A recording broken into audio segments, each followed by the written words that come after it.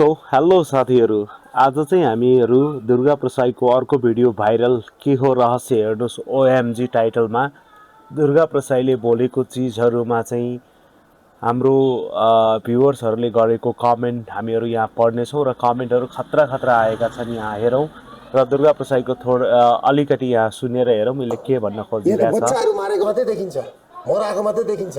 यो चुनाव हुनुभन्दा मतलब यसले चाहिँ खास चाहिँ भन्न खोजेको मतलब चाहिँ चुनाव बहिष्कार गरौँ भनेको यो भिडियो रेकर्ड गरेर चुनाव अलरेडी स्टार्ट भइसकेको छ। यसले जति बोले पनि त्यो चाहिँ भएन, तर यसले भनेको कुराहरू पनि भिडियो सुन्दाखेरि चाहिँ ठिक जस्तो लाग्छ। उसले के भनेको छ यो भिडियोको लिङ्क म तपाईँलाई डिस्क्रिप्सनमा दिन्छु, त्यहाँबाट हेर्नुहोस्। उसको मेन टार्गेट चाहिँ चुनावलाई कसरी रोक्ने भन्ने कुरा छ र जनतालाई उक्साउने कुराहरू गरिरहेको छ। ठिक छ, अब एकचोटि हामी यसको कमेन्टतिर जाउँ। कमेन्टमा जाँदाखेरि SB6ले लेख्न थाल्छ, ओहो डर पो लाग्न थाल्यो त। अब घन्टीलाई र चुनावलाई बहिष्कार गरौँ, जय नेपाली जागियो। पक्का पनि दुर्गा प्रसाईको समर्थक हुनुपर्छ र यसले राम्रो लेखेको छ। यहाँ लाइक पनि यसमा 27 लाइक्स गरेको छ। ठिक छ, अर्को कमेन्ट चाहिँ यहाँ गोर्खाली 1122 को राम्रो भिडियो, यति हुँदा पनि भेडाहरूको आँखा नखुले खाडी मुलुकको अवस्था हुन्छ, जय दुर्गा। मतलब उहाँले चाहिँ यदि हाम्रो इलेक्सनलाई रोकिएन भने चाहिँ हाम्रो खाडी मुलुकहरूको जस्तै अवस्था हुन्छ भन्नुभएको छ गोर्खाली 1122ले। ठिक छ, अब यो थर्ड कमेन्टमा हेरेर चाहिँ एडिटेड कमेन्ट रहेछ। यो चाहिँ कमल राणाले गर्नुभएको छ, केपी भन्दा त बढी खतरनाक दुर्गा प्रसाई छ यो देशको लागि। यसले देश प्रेम भावना देखाएर जनतालाई ओझेलमा पार्दैछ। यस व्यक्तिसँग जनता सचेत रहनुहोला। यसको कुरा सुन्नु बेकारको कुरा हो। यसले आफ्नै फाइदाको लागि मात्र हेर्छ, कहिले माओवादीमा, कहिले एमालेमा, कहिले राजावादीमा। यसलाई के विश्वास गर्नु भनेर चाहिँ कमल राणाले भनेको छ, जसमा 5 लाइक आएको छ।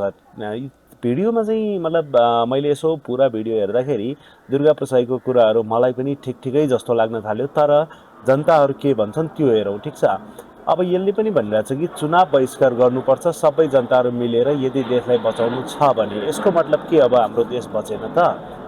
दिनेशजीलाई सोधेको, मतलब यदि चुनाव हामीले रोकेन भने देश अब बच्दैन भन्ने चाहिँ उहाँको तर्क रहेछ। ठिक छ, अब अर्को एलबी छेत्रीले चाहिँ दुर्गा अरूलाई नबनाऊ मुर्गा, तिमी त हावा लाग्छ भनेर भन्नुभएको छ। मतलब यसले पनि ठिकै भनेको छ, मतलब यसलाई चाहिँ दुर्गा प्रसाई चाहिँ खासै मन नपर्ने रहेछ भनेर बुझियो। अनि अर्कोले भनेछ कि एकदम साझो कुरा हो, हामी त भुइँ मान्छे, हाम्रो कसले सुन्ने, देशको त अब बयान हुँदैछ, जाग नेपालीहरू। यो पनि मतलब दुर्गा प्रसाईकै समर्थकतिर देखियो र 2टा लाइक रहेछ। ठिक छ, चुनाव बहिष्कार गरौँ, सबै देश जोगाउँ। मतलब यहाँ पोजिटिभ कमेन्टहरू पनि त्यति नै छ भने नेगेटिभ कमेन्टहरू पनि छ। भेडा जनतालाई बाटो देखाउने मान्छे दुर्गाजी, सलाम छ हजुर, सङ्कल्प पृथ्वी पट। अब यो राजेन ठकुरी चाहिँ आफूलाई भेडा सम्झिँदो रहेछ भन्ने कुरा मैले यहाँ यो कमेन्ट हेरेर बुझेँ, जसमा 4 लाइक पनि आएको रहेछ। फेरि पनि नेपाली पुलिस प्रशासनको अझ पनि आफूहरूको सङ्गठनमा इमान इज्जत बचाउनु चाहेमा सुजन सुशीला, ओम प्रकाश खरेल, रक्षा बम, एमालेका यस्ता कुन कति छन्। त्यस दिनका अपराधीहरूलाई छिनमै पक्रेर जेल नेल गराइहाल्नुपर्छ, नत्र भोलि भाग्न पनि सकिने देखिन्छन्। हाइट मतलब उहाँले पनि राम्रै कमेन्ट गर्नुभएको छ।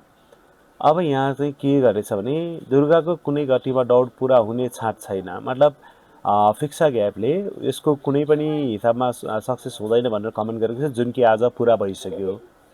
अब उहाँले चाहिँ एकदमै लामो कमेन्ट लेखेर बस्नुभएको रहेछ, यो चाहिँ हामी अहिलेलाई नपढौँ। अर्को छ लीला मणि पाण्डेले, अरे तिमी अपराधी हो, तिमीले 7 अर्ब पचाउनको लागि यो सबै फन्डा निकालेका हौ। अब तिम्रो कुरा कसैले पत्याउँदैन। तिमी जस्ता अराजकहरूले गर्दा आज यो देशको हालत यस्तो भएको हो। देशको लागि सुशासनको खाँचो छ, तिमीहरूले चुनाव भाड्नको लागि यो सबै नौटङ्की गरेको हो। मतलब अब लीलामणि पाण्डे पनि एकदम आक्रोशमा यहाँ कमेन्ट गरेको छ कि यसले चाहिँ चुनाव भाड्न लाग्यो भनेर चाहिँ यहाँ गरेको रहेछ। अब हामी आउँ कल्पना प्रधानतिर। तिमीले नि त तिनकुनेमा सोझाहरूलाई उक्साएको थियो त वर्षियो, त्यति बेला नि सोझाहरूलाई तिमीले मारेको थियौ। यो चाहिँ ठिकै रहेछ। यहाँ 33 लाइक प्लस यहाँ 6 रिप्लाई पनि रहेछ। रिप्लाईमा यहाँ अहिले भन्दैछ यो रिप्लाईले, तपाईँको मतलब अहिले राजसभाले जे गर्यो ठिक गर्यो हो भनेर चाहिँ उहाँले कल्पना प्रधानजीलाई सोध्नुभएको छ। बाँकी अरू तपाईँहरू पनि यहाँ हेर्न सक्नुहुन्छ। राजा र जनता एक नभए देश नरहने पक्का भयो, यसमा कुनै दुविधा छैन भनेपछि उहाँ पनि अलि राजावादी नै रहेछ भन्ने बुझियो। चुनाव बहिष्कार गर्दा लुसिफर ग्याङको जित हुन सक्छ। यसैले उनीहरूको भन्नाफोर गर्नु छ कि रुखमा कि अलौमा भोट हाल्नुपर्छ। 2047 सालको संविधान लागू हुनुपर्छ। राजा जनता एक हुनुपर्छ। नेपालको जय। तर यो चाहिँ मेरो हिसाबले चाहिँ सम्भवै नहुने कुरा जस्तो मलाई लागिरहेछ। रुख र हलोको त अहिले नाम निशानै एकदमै कम भइरहेछ। अहिले जे छ घन्टी नै छ अहिलेको लागि चाहिँ। अब उहाँ पनि सपोर्टर नै रहेछ। अब यहाँ चाहिँ हाम्रो ग्यावट राणा मगर अझ एक दिन बाँकी छ। यो हिजोको हो। बहुमत कसैको आउँदैन। यदि यो देश बचाउने हो भने नयाँ पुराना मिलेर माटोमा भोट ओइराउनु पर्छ। अबको विकल्प मात्र हर्क साम्पाङ हो। जय देश जय माटो। उहाँ चाहिँ पुरा हर्केको फ्यान रहेछ। तर हर्क चाहिँ बोलै गर्ने भएर मलाई चाहिँ खासै त्यति मन पर्दैन है। उहाँ चाहिँ फ्यान रहेछ। अब यहाँ चाहिँ अलि लामो छ कमेन्ट पढौँ। म त सोझो नेपाली पर्यो, यति कुरा जान्दछु। दीपक थापाको कुरा हो यो। यदि घन्टी पार्टीहरू अमेरिकाबाट परिचालित भएका पात्रहरू थिए भने जनताले उनलाई प्रश्न गरेर यो चुनावमा हराउने डरो आधार बनाउन सकिन्थ्यो। किन त यो भिडियोमा पाँचौँ भिडियो पहिलादेखि नै चुनाव अगाडि प्रस्तुत गर्छु भनेर मौकाको टाकमा रहेको व्यक्ति नै मेरो लागि भ्रम सृजना गर्ने व्यक्तिको रूपमा ठान्दछु। कुरा उहाँले एकदमै सही गरेको जस्तो मलाई लाग्यो। रासपाले यदि राष्ट्रघात गरेमा पछि जनताले कारबाही पक्कै पनि गर्नेछ। यो त गर्ने नै छ, किनभने नेपाली जनताले के गर्न सक्छ भन्ने कुरा त हामीले योभन्दा अगाडि नै धेरै हेरिसकेछौँ। तर अहिले मौका हेरेर मान्छेमा भ्रम सृजना गर्न खोज्ने व्यक्ति नै मेरो लागि गलत साबित हुन आउँछ। भन्न खोजेको मतलब चाहिँ उहाँले चाहिँ दुर्गा प्रसाईलाई नै गलत सम्झिराखेको छ भनेर बुझ्नु पर्यो। पहिला दुर्गा प्रसाई एकदमै मन पर्थ्यो। तर अहिले प्रोपागान्डा न्युज चलाएर दिमाग नै सन्तुलन गएको जस्तो देखिन्छ। मलाई पनि अहिले चाहिँ त्यस्तै लाग्न थालेछ है सुशील श्रेष्ठज्यू। राजाको नाममा मानिसहरूलाई बाँडेर उचालेर भावनामा खेल्दै राजनीति गर्ने यो शैली कति दिन चल्छ? नाराले देश बन्दैन, ड्रामाले नेतृत्व हुँदैन। मतलब एकदमै ठिक भनिरहेछ। ठिक छ, मबाट अहिलेको चुनाव बहिष्कार। उहाँले ठिकै छ। तपाईँ जस्तो मान्छे धेरै छन्, तपाईँ एक्लै होइन। अर्कोले चाहिँ खन्तीलाई भोट दिन लागेकाहरूले छिट्टै आफ्नो घरमा कल गरेर हर्क साम्पाङको पार्टीलाई भोट लगाउनु होला प्लिज। अब जम्बो युट्युब च्यानल उहाँ चाहिँ पुरै माटो पार्टी रहेछ। मतलब कि हर्क साम्पाङको फुल सपोर्टर रहेछ। किनभने आजसम्मको परिदृश्य हेर्दा राष्ट्रवादी नेता हर्क साम्पाङ मात्र देखिन्छ। त्यही भएर श्रम संस्कृति पार्टी नै हामी नेपालीहरूको विकल्प। यो भिडियो हेरेर डर अनि रुन मन थाल्यो घर परिवारलाई सम्झेर। मतलब यदि यो भिडियो हामीले पुरा हेऱ्यो भने हामीलाई यस्तो यहाँ लाग्न सक्छ। अब हेरौँ। दुर्गा दाई हाई है, झोले सरकार मुर्दाबाद। मतलब यो चाहिँ दुर्गाको फ्यान रहेछ। अब सुरेश अर्यालजीले पनि यहाँ एकदमै लामो लेखेको छ। यो पनि अहिले हामीलाई नपढौँ। अब यहाँ हेरौँ है। तिम्रो कुरा जति नराम्रो भए तापनि हाल वर्तमानको समयमा चुनाव बहिष्कार गर्ने सूचना प्रभात गरेकोमा धन्यवाद। तर यो हुनेवाला चाहिँ छैन, आज प्रुफ भइसक्यो।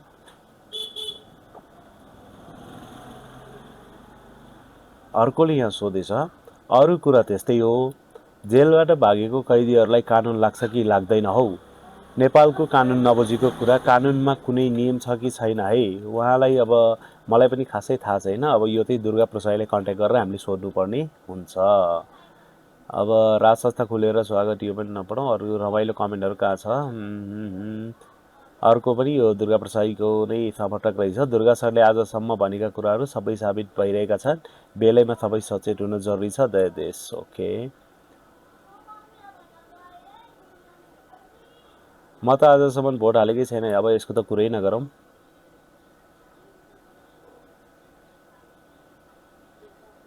दुर्गाको फ्यान। दुर्गा चाहिँ बाघ हो रे। अब है जङ्गलतिर पठाउनु पर्यो जस्तो छ। के कसो बाघलाई अब यो के अरे पब्लिक प्लेसमा राख्दाखेरि अलिकति खतरै हुन्छ। उहाँलाई चाहिँ जङ्गलै पठाइदिनु पर्ला जस्तो लाग्यो। यो कुरा हेर्नुहोस्, अब सबै कुरा यही दुर्गालाई नै थाहा रहेछ भनेपछि दुर्गे नै सबै योजनामा सामेल रहेछ भनेर कन्फर्म। यो कुरालाई पनि हामीले पोइन्ट गर्नुपर्ने कुरा छ।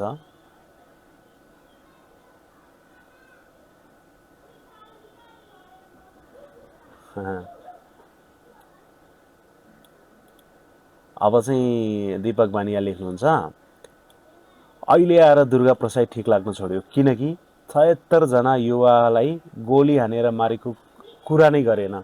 यसको विषयमा पनि कुरा गरेको भए राम्रो हुन्थ्यो। ठिकै हो, मतलब उसले खालि अब पुलिसहरूतर्फ चाहिँ भिडियोमा ध्यान दिइरहेको रहेछ र हाम्रो यो युवाहरूलाई मारेको त्यति बोलिएन, त्यही भएर चाहिँ यो भएको हुनसक्छ। दुर्गा प्रसादको फ्यान सञ्जय सिंह, अब हाम्रो तपाईँले जस्तो सोचेको थियो त्यो भएन, आज चुनाव स्टार्ट भइसक्यो।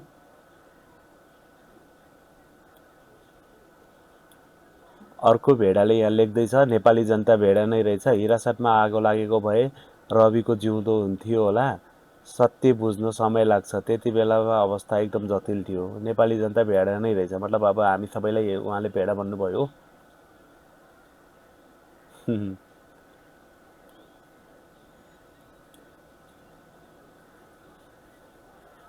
यो चाहिँ रासोपाको कट्टर विरोधी रहेछ, खाडी मुलुक बनाउने रे। खाडी मुलुक भन्न त हाम्रो नेपाल गए गुज्रेको छ। मलाई त लाग्छ खाडी मुलुकमा हाम्रो नेपालीहरू किन गइरहेछन् त होइन। खाडी मुलुक जस्तै नै बनाउनु पर्ने नै जस्तो चाहिँ मेरो विचारमा लाग्छ। किनभनेदेखि सबै त खाडी मुलुकै गएर कमाएर हाम्रो नेपालमा रेमिटेन्स पठाएर नेपाल चलिरहेको छ।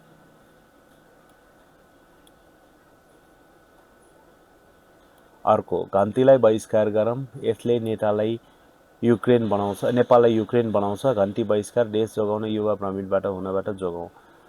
सो गाइज, अहिले हामीले यहाँ कमेन्टहरू पढ्यौँ, 10-15वटा कमेन्ट पढ्यौँ। तपाईँले पनि यो भिडियो एकचोटि हेर्नुहोस् र दुर्गा प्रसादको बारेमा तपाईँको के भनाइ छ त्यो कमेन्टमा लेख्नुहोस्। अब दुर्गा प्रसादले चाहिँ चुनाव भड्काउन धेरै नै कोसिस गरियो, तर आज चुनाव पुरा नेपालभरि भइरहेछ। मतलब कि अब यो दुर्गा प्रसादको यो कुराले खासै त्यति वजन दिएको जस्तो मलाई लागेन। उहाँले चाहिँ पुरै घन्टीलाई एकदमै संसार जितेर आएको चङ्गे खान जस्तो हात हल्लाएर आएको देखाइयो कि जेल फुटाएर एउटा प्रुफ पनि देखाएको छ। हल्लाउँदै भाग्नु के अपराध होइन र सिंहदरबारमा आगो लगाउने डिजाइन कसरी भयो? सुदन गुरुङले त प्रेजेन्टेसनै गरेको छ त।